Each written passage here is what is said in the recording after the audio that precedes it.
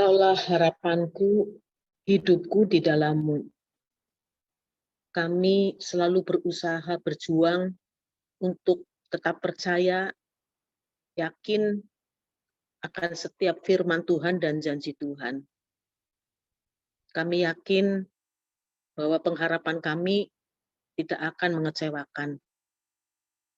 Dan bahkan kami percaya, yakin bahwa pengharapan kami kepada Tuhan seperti sebuah sauh yang kami labuhkan di tempat yang tepat. Sehingga dalam keadaan apapun juga, ketika kami masih berharap kepada Tuhan, kami tidak akan pergi kemana-mana. Tuhan yang akan selalu menjaga kami. Mari Tuhan, kami rindu saat ini untuk mendengarkan sebagian daripada firman-Mu. Kami butuh firman-Mu Tuhan, agar supaya kami tidak oleng hidup kami dalam menghadapi berbagai macam tantangan. Kami tidak oleng, tidak seperti gelombang yang ditiup oleh angin kian kemari. Tapi kami punya pengharapan yang tetap kepada Tuhan. Karena Tuhan sudah membuktikan ketika kami berharap kepada Tuhan, kami tidak akan dipermalukan. Terima kasih Tuhan. Mari Tuhan, saat ini kami mau mendengarkan sebagian daripada firman-Mu. Kami mau tenangkan hati kami dan pikiran kami untuk mendengarkan setiap nasihat Tuhan, untuk mendengar kekuatan yang dari Tuhan, dan bahkan untuk menuntun kami dalam kehidupan ini, sehingga kami akan memperoleh apa yang Tuhan sudah janjikan dan rancangkan dalam hidup kami. Hamba mohon untuk diri hamba sendiri, Tuhan tolong dalam segala keterbatasan, kemampuan, namun hamba mau dipakai oleh Tuhan untuk menjadi berkat. Maka Tuhanlah yang akan menyempurnakan hamba-Mu, sehingga apapun yang nanti hamba ucapkan sungguh-sungguh berasal dari Tuhan, bukan dari pikiran hamba-Mu dan perasaan hamba-Mu. Biarlah nama Tuhan semakin ditinggikan dan dipermuliakan, sehingga membangkitkan semangat kami semua saat ini. Dalam nama Tuhan kami Yesus Kristus kami sudah berdoa. Amin. Shalom, selamat siang saudaraku yang dikasihi Tuhan. Bersyukur kepada Tuhan karena Tuhan masih memberikan kepada kita kesempatan untuk bisa mendengarkan firman Tuhan, untuk sharing juga, dan bahkan memuji memuliakan Tuhan yang pastinya sesuai dengan firman-Nya akan menghadirkan Tuhan. Dan saat ini kehadiran Tuhan juga akan memberikan kepada saudara dan saya nasihat-nasihat, arahan-arahan yang terambil dari firman Tuhan. Oleh sebab itu saya akan ajak saudara-saudara sekalian untuk kita membaca firman Tuhan yang saya ambil dari Ibrani pasal yang ke-6, surat Ibrani pasal yang ke-6, ayat yang ke-17, 18, dan 19. Ibrani pasal 6, ayat yang ke-17, 18, dan 19. Karena itu, untuk lebih meyakinkan mereka yang berhak menerima janji itu akan kepastian putusannya, Allah telah mengikat dirinya dengan sumpah, supaya oleh dua kenyataan yang tidak berubah-ubah, tentang mana Allah tidak mungkin berdusta, kita yang mencari perlindungan beroleh dorongan yang kuat untuk menjangkau pengharapan yang terletak di depan kita. Pengharapan itu adalah sauh yang kuat dan aman bagi jiwa kita, yang telah dilabuhkan sampai ke belakang tabir. Amin.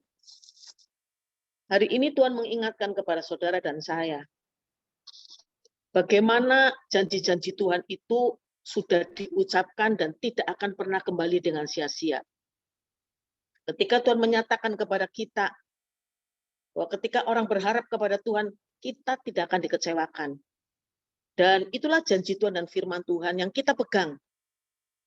Janji Tuhan, firman Tuhan, itu tidak akan pernah sia-sia, dan tidak akan pernah gagal. Firman Tuhan katakan seperti air hujan dan salju turun dari langit, dia tidak akan kembali ke situ. Ya, kita nggak pernah tahu, nggak pernah lihat yang namanya air hujan dan salju yang turun dari langit, itu kembali ke atas. Nggak pernah. Melainkan kata firman, dia akan mengairi bumi, membuatnya subur, menumbuhkan tumbuh-tumbuhan, memberikan benih kepada penabur, dan roti kepada orang yang mau makan. Demikianlah firman-Ku yang keluar dari mulutku, dia tidak akan pernah kembali kepadaku dengan sia-sia. Melainkan dia akan berhasil dalam apa yang ku ucapkan kepadanya dan akan melaksanakan apa yang sudah Tuhan berikan. Jadi saudaraku, itulah firman yang tidak mungkin gagal. Firman Tuhan yang sudah keluar dari mulut Tuhan nggak akan pernah kembali dengan sia-sia, saudara. Pasti akan berhasil, pasti akan terjadi. Karena Tuhan kita adalah Tuhan yang tidak pernah berdusta. Bahkan firman Tuhan yang tadi saya baca dalam Ibrani pasal 6, di situ mengatakan ayat 15, ayat yang ke-17. Karena itu untuk lebih meyakinkan mereka yang berhak, untuk lebih meyakinkan saudara-saudara dan saya yang berhak menerima janji itu akan kepastian putusannya, Allah telah mengikat dirinya dengan sumpah. Jadi ketika Allah berjanji kepada saudara-saudara dan saya, Allah itu pakai sumpah. Sesungguhnya tanpa sumpah pun seharusnya kita harus percaya. Karena yang berjanji itu setia. Dan janji Tuhan itu sudah teruji. Kita mengalami dalam hidup ini, saudaraku. Setiap janji Tuhan, terutama saya pribadi, setiap janji Tuhan itu terjadi loh. Meskipun kadang ada yang cepat, kadang ada yang lama. Tapi pasti terjadi.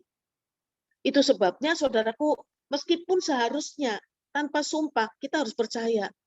Tapi karena kita sering kali ragu-ragu, sehingga Tuhan tuh sampai mengucapkan sumpah loh, saudara. Sumpah. Kalau Tuhan sudah sumpah, apalagi harusnya kita percaya. Dan Tuhan kita nggak mungkin berdusta. Di situ dikatakan ayat 18, supaya oleh dua kenyataan yang tidak berubah-ubah, Tuhan nggak pernah berubah-ubah loh. Tentang mana Allah itu nggak mungkin berdusta. Artinya apa? Sekali tangannya teracung, nggak ada yang bisa narik. Sekali air hujan dan salju turun dari langit, dia akan mengairi bumi. Firman Tuhan yang keluar dari mulutnya nggak akan kembali dengan sia-sia, saudara. Yang terpenting adalah bagaimana kita percaya bahwa semuanya itu pasti terjadi. Iman, pengharapan, dan kasih. Ayat 19 mengatakan pengharapan itu sauh yang kuat dan aman bagi jiwa kita. Yang penting kita punya pengharapan kepada Tuhan. Sebuah kapal pasti diperlengkapi dengan sauh atau jangkar. Ketika sebuah kapal itu berlabuh, pasti nomor satu yang dilakukan apa? Membuang jangkar atau sauh. Dan kalau jangkar itu tertancap di tempat yang tepat, maka sekalipun ada angin badai, itu kapal tidak akan kemana-mana, saudara. Ya, Tuhan ingin kita tuh seperti itu. Jangan seperti yang dikatakan dalam surat Yakobus pasal 1 ayat 6c.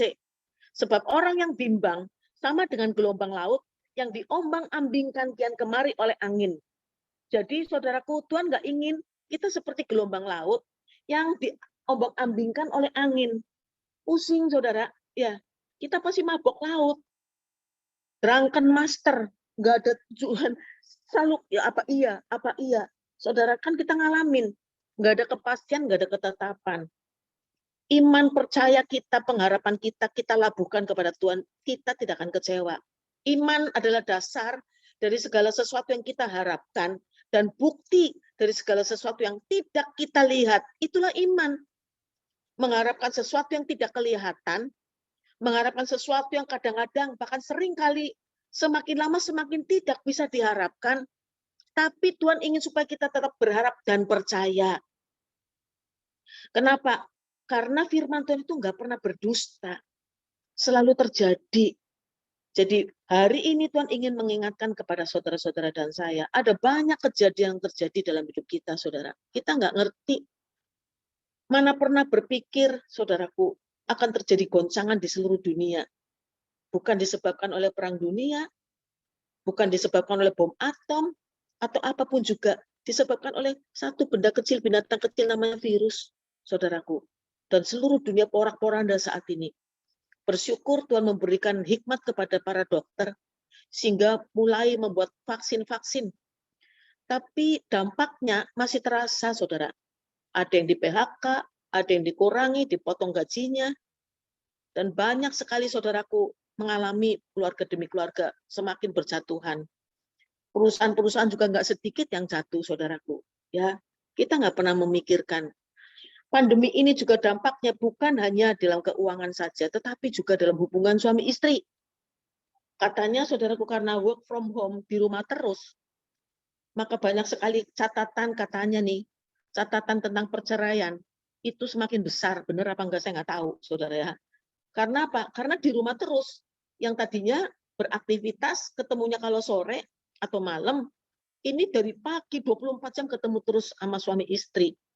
Timbul masalah karena apa? Apalagi kalau rumahnya kecil. Istilahnya itu 4L kan. Lu lagi, gitu kan saudara. Jadi sesuatu yang tadinya tidak dipermasalahkan, jadi dipermasalahkan, dan hal-hal kecil semakin dibicarakan, semakin menyinggung perasaan, lalu akhirnya apa saudaraku? Saling menyakiti. Dampaknya besar sekali saudara. Belum lagi saudaraku, dampak di dalam pekerjaan, dampak juga banyak sekali yang kita alami saudara. Di dalam olahraga juga sama. Saat ini kita juga mengalami dunia olahraga. Nggak ada pertandingan, bagaimana mungkin? Latihan terus, sepanjang tahun nggak pernah pertandingan. Dan itu berat saudaraku. Makanya kemarin peristiwa di All England itu jadi rame. Karena apa? Karena ternyata atlet-atlet kita itu satu pesawat dengan satu orang yang terdampak atau terindikasi terkena COVID-19. Padahal udah latihan 1 tahun tuh saudara. Semuanya udah rindu, udah kepengen bertanding loh. 1 tahun nggak ada tanding, sekarang mau bertanding semangat. Dan pada saat latihan juga sudah berkorban kan. Pengorbanannya banyak. Jadi kalau misalnya seperti tempat saya, anak-anak ada di asrama itu nggak boleh keluar-keluar asrama loh. Terus di dalam, terus latihan, terus makin lama makin bosen, boring gitu. Lalu di awal tahun ada berita bisa bertanding di Thailand dan juga yang terakhir itu di All England. Ternyata di sana kena saudara, sehingga dibatalkan. Rame ya.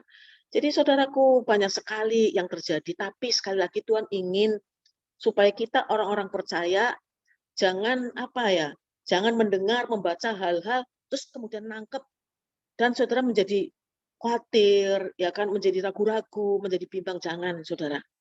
Maka tadi saya sempat sebut WL menyatakan tentang menjaga hati, ya saudaraku. Jadi rupanya penting banget yang namanya menjaga hati. Di dalam situasi kondisi seperti sekarang, saudara, kita jangan terlalu terpengaruh kepada tulisan-tulisan apa yang kita baca, yang kita lihat dan kita dengar. Menjaga hati. Dalam Amsal pasal 3 itu, pasal 4 ayat 23, di sana dikatakan, jagalah hatimu dengan segala kewaspadaan. Ternyata penting sekali jaga hati. Karena apa? Matius pasal 15 ayat 19 berbicara, karena dari dalam hati timbul segala pikiran jahat. Jadi menjaga hati sangat penting. Jangan sampai setiap berita yang kita dengar, yang kita lihat. Karena saudaraku, yang masuk ke dalam hati, bentuknya itu kan informasi kan. Lalu informasi masuknya dari mana? Pintunya, itu dari telinga dan dari mata. Jadi step pertama adalah bagaimana kita minta kepada Tuhan supaya kita dimampukan untuk ada saringan di telinga kita dan di mata kita. Siapa yang bisa jaga? Hanya firman, saudara. Hanya firman Tuhan. Bayangkan, saudaraku, kalau kita mendengar berita ini, berita itu, waduh, langsung ragu-ragu, langsung bingung. Makanya, saudara, firman Tuhan katakan, kalau engkau tinggal di dalam aku dan firmanku tinggal di dalam kamu, minta apa saja, Tuhan berikan. Tapi saya ingin ingatkan kepada jemaat Tuhan, seringkali kita, ya, orang-orang percaya loh, ya toh, seringkali kita tuh lebih fokus kepada janji Tuhan loh, lebih kepada menagih janji Tuhan. Padahal sebelum janji Tuhan itu diberikan kepada kita, sebelumnya tuh kan ada sesuatu atau perintah Tuhan yang harus kita laksanakan. Kalau engkau tidak menyimpang ke kanan, tidak menyimpang ke kiri, kan begitu. Maka, ya kan, firman Tuhan katakan apa? Keluar masuk diberkati, ya kan, engkau tidak akan pernah jadi ekor, selalu jadi kepala, ya. Jadi saudaraku, nggak pernah turun, selalu naik, ya. Apa yang tidak pernah dilihat oleh mata dan tidak pernah didengar oleh telinga sudah disediakan. Jangan lupa, bagi orang-orang yang mengasihi Tuhan. Bagi orang-orang yang mengasihi Tuhan akan menyaksikan, akan mengalami, mendapatkan apa yang tidak pernah dilihat oleh mata, tidak pernah didengar telinga, tidak pernah timbul dalam hati. Penting sekali, saudara. Itu sebabnya jaga hati, ada filternya. Yang bisa menjaga hati, menjaga telinga kita, filter telinga kita dan mata, itu memang firman Tuhan. Saya bersyukur kepada Tuhan, saudaraku, karena firman-Nya itu menyatakan kepada kita juga, ya, memberi kekuatan kepada kita, bahwa saudara-saudara dan saya adalah biji matanya Tuhan. Wah, kalau udah bicara tentang biji mata ya saudara ya, saya nggak akan pernah berhenti berbicara tentang biji mata. Karena di dalam kitab Ulangan yang akan saya bacakan untuk saudara, dalam kitab Ulangan, sebentar saya akan lihat. Ya. Kitab Ulangan pasalnya yang ke-32. Ulangan pasal 32, ayat yang ke-10, 11, dan 12. Demikian firman Tuhan. Ulangan pasal 32, ayat 10, 11, dan 12. Didapatinya dia di suatu negeri di padang gurun, di tengah-tengah ketandusan dan auman padang belantara. Dikelilinginya dia dan diawasinya, dijaganya sebagai biji matanya. Saudara-saudara dan saya dikelilingi oleh Tuhan, diawasi oleh Tuhan, dijaga oleh Tuhan sebagai biji mata. 5 panca indera kita, saudara, yang paling penting itu adalah biji mata. Karena dengan biji mata kita bisa melihat terang. Dengan biji mata kita bisa melihat segala sesuatu. Tuhan nggak nunjuk, engkau adalah telingaku, engkau adalah penciumanku, hidungku, tidak. Tapi biji mata. Betapa pentingnya, betapa utamanya saudara-saudara dan saya di mata Tuhan sebagai biji mata. Biji mata dilindungi secara luar biasa oleh Tuhan. Jika ada sesuatu yang akan masuk ke mata kita, dilindungi oleh kelopak mata. Kelopak mata akan dengan secepat kilat menutup biji mata, melindungi biji mata. Seperti itulah cara Tuhan melindungi kita. Bahkan dalam kitab Zakaria dibilang apa? Kalau orang menyentuh kamu, itu seperti menyentuh biji mata Tuhan. Betapa pentingnya saudara-saudara dan saya di mata Tuhan. Betapa berharganya saudara-saudara dan saya di mata Tuhan. Amin, saudara. Dan saudaraku, ayat yang ke-11 dari Ulangan pasal 32, laksana Raja Wali menggoyang bangkitkan isi sarangnya, melayang-layang di atas anak-anaknya, mengembangkan sayapnya, menampung seekor, dan mendukungnya di atas kepaknya.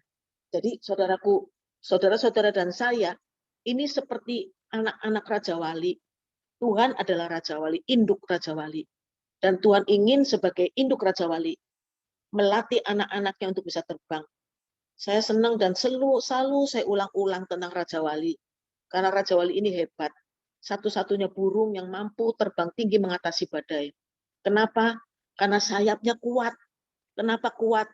Karena ketika ada badai, Raja Wali keluar dari sarang. Badai dibuat oleh Raja Wali untuk latihan, saudara. Melatih otot sayapnya. Sehingga semakin lama semakin kuat.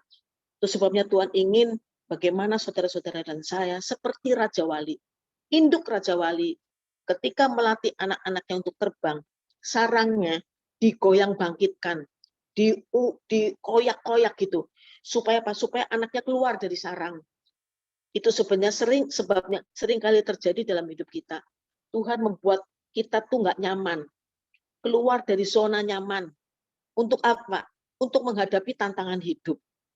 Dan saudaraku, ketika digoyang bangkitkan sarangnya, anaknya keluar, dan Tuhan tidak tinggal diam.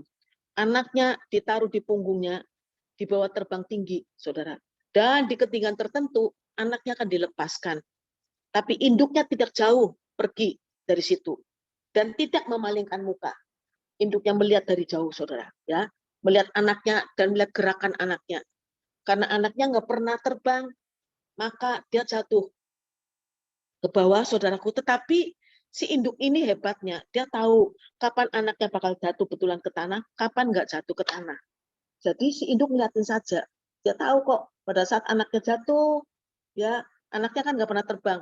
Tapi karena hari-hari dia melihat gerakan induknya yang kepak sayap, saudara, maka dia tiru secara otomatis dia meniru gerakan induknya. Dia kepak sayap. Makanya yang tadi mau jatuh, lalu naik lagi, saudaraku, ya. Lalu mungkin lupa atau capek, dilepas lagi, lalu jatuh lagi dan kepak sayap lagi. Terus berulang-ulang, berulang-ulang. Semakin lama otot sayapnya semakin kuat, saudara. Ya. Dan ketika ini anak mau jatuh betulan ke tanah, hebatnya induknya bisa tahu juga. Induknya akan terbang secepat kilat ke bawah anaknya, sehingga anaknya nggak jatuh ke tanah, anaknya jatuh ke punggungnya, empuk, saudara ya. Lalu bukan sediemin, dia akan dibawa terbang tinggi lagi dan dilatih lagi. Demikian juga saudara-saudara dan saya di mata Tuhan. Kita seperti anak-anak Raja Wali. Kadang kita bingung juga, sudah pelayanan, ya kan, sudah rajin, ikut persekutuan doa, saudara hidup baik, mengikuti firman Tuhan. Tapi kenapa harus menghadapi tantangan dalam hidup? Karena Tuhan sayang kepada saudara dan saya. Tuhan ingin supaya kita menghadapi tantangan demi tantangan lebih lagi dan lebih lagi. Supaya apa?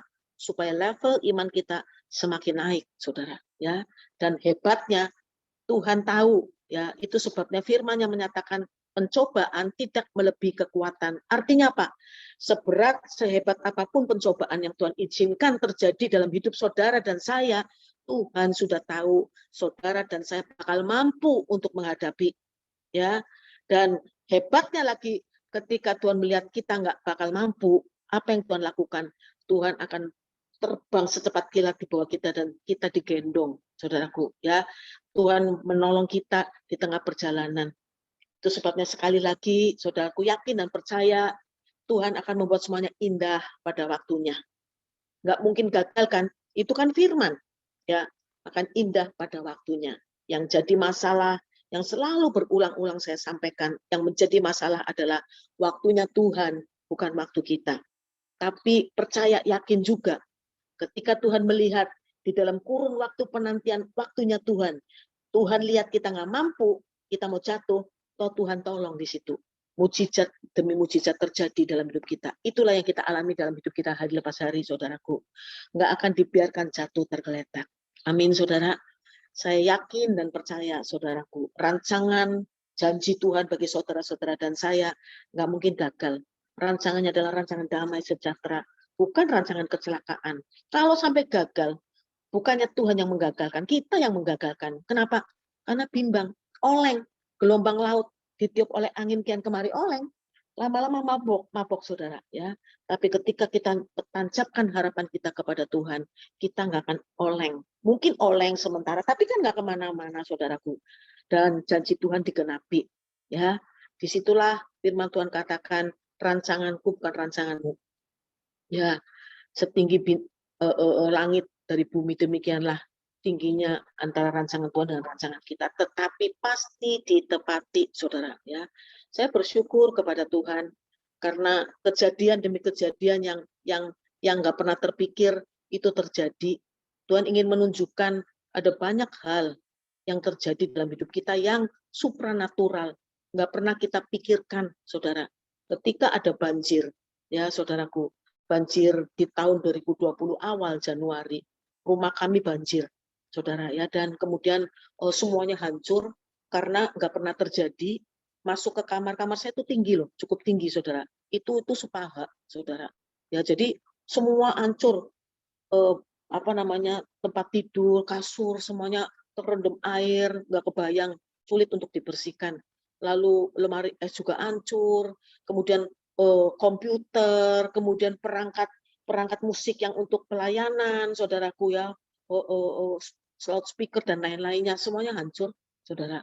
Mobil, ya, bingung, saudaraku, bagaimana caranya untuk menghadapi, karena itu memakan cukup besar biaya, saudara. Karena hancur memang, ya. Kemudian sofa juga habis lah. Lalu saudaraku, saya bersyukur karena ketika membersihkan, saudara, ketika kita bersih-bersih itu dibantu oleh salah satu ponakan saya. Dan saudaraku, ponakan saya ini rajin, ya kan. Jadi saya lupa cerita, saya di rumah itu punya banyak koper. Karena dulu sering bepergian pertandingan, jadi kopernya banyak, saudara. Nah, saudaraku, semua koper bisa dibuka. Saya nggak lupa kode-kodenya, tapi hanya ada satu koper warna biru, saudara. Itu nggak bisa dibuka karena saya lupa kodenya. Ya, jadi tapi saya nggak terlalu peduli untuk membuka karena seingat saya yang ada di dalam koper itu hanya ada yang paling penting itu hanya ada ini apa koin ketika kita juara di Uber Cup. Bank Indonesia itu kasih kita tuh koin satu seri itu ada yang emas, perak, dan perunggu ya. Kan saya nggak gitu perlu dan nggak mungkin dijual lah sama saya ya ketika saya butuh uang ya. Saya nggak mungkin jual karena itu kenang-kenangan. Jadi seingat saya tuh hanya ada itu. Jadi saya nggak punya pikiran untuk membuka secara paksa itu koper. Oke, lalu saudaraku ketika banjir itu ponakan saya ini bantu bersih-bersih, kemudian dia bilang ini koper ini nggak bisa dibuka. Dan dia mencoba untuk membukanya, saudara. Ya silakan buka saja, ya. Lalu pinter dia sampai ratusan nomor itu dia coba nggak ada yang bisa. Akhirnya bisa terbuka dan saya berada di luar rumah. Dan dia katakan dengan mah, panggil saya mama kan, mah ini ada di dalamnya ada uang banyak banget katanya gitu kan. Wah, saya kaget saudara ya. Dan saya tenang-tenangkan diri, saya bilang, oh iya mama lupa taruh uang di situ. Padahal saya lupa sama sekali memang. Jadi pada saya pulang, saudaraku, itu kan udah sore ya, udah gelap kan lampu juga mati. Jadi saudaraku, akhirnya karena saya kepengen tahu, semalaman itu saya nggak tidur. Saya bersihkan itu uang. Jadi ratusan-ratusan ribu yang baru-baru, saudara. Kan kotor dan basah. Jadi saya bersihin dan juga saya hair dryer, pakai hair dryer. Ya saudara, karena aku pengen tahu, pengen hitung jumlahnya berapa, karena banyak saudara ya. Begitu selesai kering gitu kan, saya hitung jumlahnya berapa saudara. 49.800.000. Saya yakin pasti harusnya tuh 50 juta. Yang 200.000 tuh nggak tahu terbang kemana dah. Tapi whatever, adanya 49.800.000 dan itu jumlah yang besar banget loh saudaraku. Sekali lagi saya katakan saya nggak tahu. Saya lupa sama sekali loh.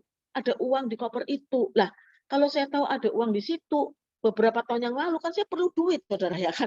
Pasti saya dengan paksa akan buka koper itu, koper biru itu ya. Tapi saya nggak tahu dan saya yakin percaya ya Tuhan sudah siapkan ini untuk bisa menanggulangi masalah apa ya kerugian dalam banjir ini loh saudara. Jadi ketika banjir itu memang ada banyak dana yang keluar tapi teratasi oleh yang ada di koper ini. Ya, itulah kesaksian hidup pribadi. Jadi maksud saya tuh jangan saudara-saudara pikir udahlah kita nanti buka koper aja semuanya barangkali ada duit. Jangan saudara, ya kan beda gitu kan. Jadi cuman intinya adalah bagaimana Tuhan itu berjanji kepada kita akan mencukupi loh. Nggak akan kekurangan, mencukupi semuanya. Dan rancangan Tuhan indah pada waktunya. Itu baru satu hal. Lalu yang terakhir, saudaraku, akhir tahun lalu tuh anak saya yang kedua itu merencanakan untuk menikah, ya. Tentunya membutuhkan dana dong. Ya, saya sih, saudara, mungkin simpenan nggak seperti dulu banyak banget ya, ada ya, tapi kurang loh. Kalau untuk menikahkan itu cukup banyak dana yang dibutuhkan. Tapi saya selalu yakin dan percaya kenapa? Karena terus mengalami apapun yang saya butuhkan dan perlukan, semuanya tetap pas waktunya. Dulu saya nggak percaya, ya saya selalu katakan orang-orang tuh kok kalau kesaksian sepertinya pas sekian jumlahnya yang dibutuhkan, saya nggak percaya. Tapi karena saya nggak percaya, sama Tuhan dibuktikan terus. Jadi saudaraku ceritanya tuh menikah kan.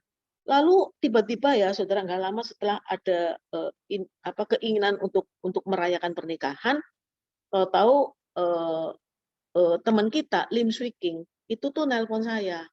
Jadi dia bilang begini, kita nih saya Lim Swee King, Ferawati dan Christian Hadinata itu tuh tahun 83 dikasih hadiah 2 bidang tanah ya, 2 sertifikat di daerah Bintaro ya. Satu sertifikat luasnya 1.500, lalu sertifikat yang kedua itu 500 meter persegi. Itu di Bintaro loh saudara ya. Yang 1.500 itu dibagi 4 sudah, ya kan? Dan akhirnya semuanya kejual. Saya sudah jual, Swiking jual, semuanya menjual. Ya sudah dijual artinya yang 1.500 itu dibagi 4 dan sudah menjadi milik orang lain. Lalu saudara di depannya mereka itu ada jalanan sertifikat kedua 500 meter yang sertifikatnya masih dipegang oleh kita gitu loh saudara. Sebetulnya kalau nggak ada masalah tuh ya nggak akan tereksploitasi masalahnya. Nah, cuman masalahnya nih 4 orang yang membeli tanah kita itu dan tanah milik kita juga di depannya itu dibikin jalanan. Lalu orang 4 ini mengklaim itu tuh miliknya 4 orang itu, saudara. Sehingga tetangga yang di seberangnya, yang membangunnya belakangan, nggak dikasih akses untuk tanah jalanan ini. Yang 4 orang pembeli pertama itu menyangka, merasa itu milik mereka, padahal sertifikatnya masih kita yang pegang. Jadi 4 orang, jadi orang yang membeli tanah di depannya itu tuh bikin rumah 6 rumah untuk dijual lagi, nggak laku. Makanya pemiliknya itu, pengembangnya itu hubungi Lim Swee King, gitu kan. Bagaimana bisa nggak diurus supaya kita tuh bisa ikut jalan aja ke sini gitu loh. Karena mereka tahu bahwa ini tuh bersertifikat dan masih dipegang oleh kita berempat, atlet, mantan atlet. Jadi saudaraku, singkat cerita kita urus gitu saudara. Dan sebagian dari kita tuh sebenarnya sudah lupa juga bahwa ada sertifikatnya loh, yang 500 meter ini. Singkat cerita, saudara, akhirnya kita urus, dan 4 orang yang beli tanah kita di depannya itu akhirnya juga menyerah, saudara.